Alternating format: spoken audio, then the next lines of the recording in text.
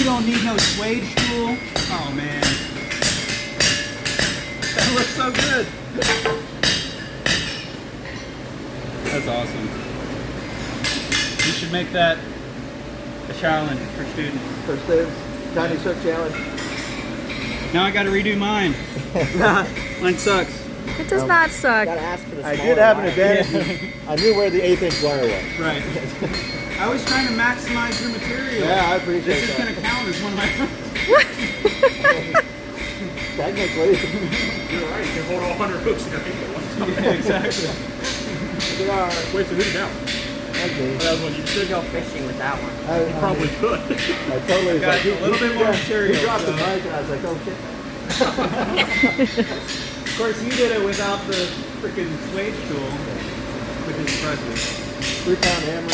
Get out of your own stuff.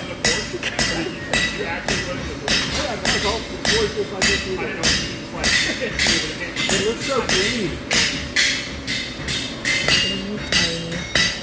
Got a few minor flaws, but it's not for that size on the compact. Dude, that's impressive. That is awesome. Binding wire next. Yeah. Oh my god.